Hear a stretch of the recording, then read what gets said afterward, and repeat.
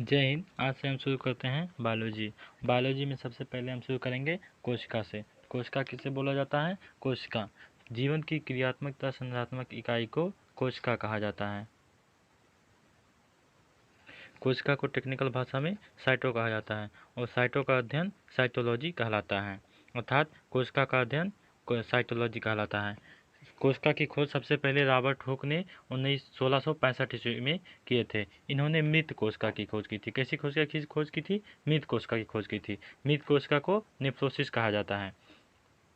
जीवित कोशिका की खोज सबसे पहले एंटोनी वॉन लीवन-हॉक ने किए थे। इन्हें फादर ऑफ बैक्टीरियोलॉजी कहा जाता है।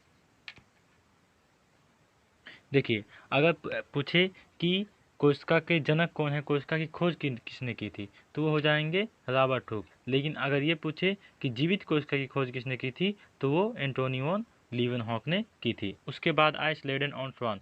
इन्होंने कोशिका का सिद्धांत दिया। इन्होंने क्या कहा? इन्होंने कहा कि हमारे शरीर छोटी छोटी कोशिकाओं से मिलकर बना है। इन्होंने क्या कहा? इन्होंने कहा कि हमारा पूरा शरीर छोटी छोटी कोशिकाओं से मिलकर बना होता है। कोशिका शरीर की सबसे छोटी इकाई है।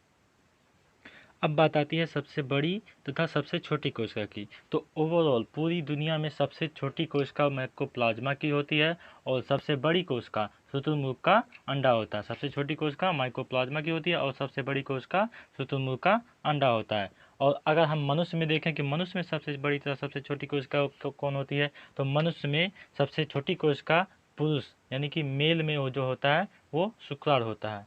मनुष्य में सबसे छोटी कोशिका पुरुष के स्पर्म यानी कि शुक्राणु होता है और मनुष्य में सबसे बड़ी कोशिका महिला का अंडाणु यानी कि ओभम होता है। देखिए, ये शुक्राणु सबसे छोटी कोशिका होती है, ओभम सबसे बड़ी कोशिका होती है। अब बात आती है सबसे लंबी कोशिका की। तो सबसे लंबी कोशिका न्यूरॉन यानी जो मस्तिष्क की ब्रेन की कोशिका होती है वो सबसे लंबी कोशिका होती है। देखिए, बड़ी और लंबी में अंतर होता है। जैसे लाल किला कैसा है? लाल किला बड़ा है, जबकि अगर हम कुतुब मीनार देखें तो कुतुब मीनार लंबा है। तो बड़ा और लंबा में अंतर होता है।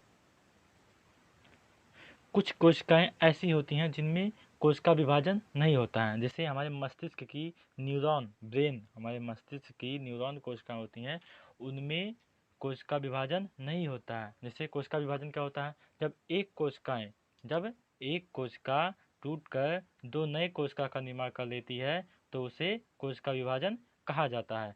तो ब्रेन की कोशिकाओं में कोशिका विभाजन नहीं होता है। ये कोशिका विभाजन रहित होती हैं। अगर पूछा जाए सबसे तेज कोशिका विभाजन किस में होता है, तो सबसे तेज कोशिका विभाजन होता है लीवर में। लीवर में सबसे तेज कोशिका विभाजन होता है।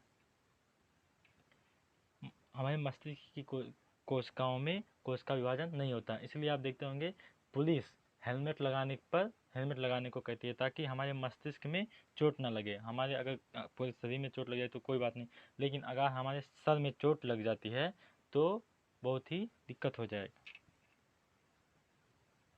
देखिए, ईंट को इकट्ठा करके क्या किया जाता है? दीवार बनाया जाता है और दीवारों को चारों ओर से घेर के कमरा बनाता है। अब इस कमरे को जब पूरी तरह से सजा दिया जाता है, हर चीज़ की व्यवस्था कर दी जाती है, तो क्या बन जाता है? घर बन जाता है। उसी प्रकार से कोशिका से क्या बनता है? ऊतक बनता है। ऊतक से क्या बनता है? अंग बनता है। जैसे हाथ पैर हो गए हमारे, और पूरे अंग मिलकर क्या बनाते हैं? एक शरीर का निर्माण करते हैं। तो चलिए आज इतना ही। अगले पार्ट में हम कोशिका के अंग के बारे में बात करेंगे। वीडियो आपको कैसी लगी कमेंट बॉक्स में ज़रूर बताइएगा। मिलते हैं अगली वीडियो में, तब तक के लिए जय हिंद।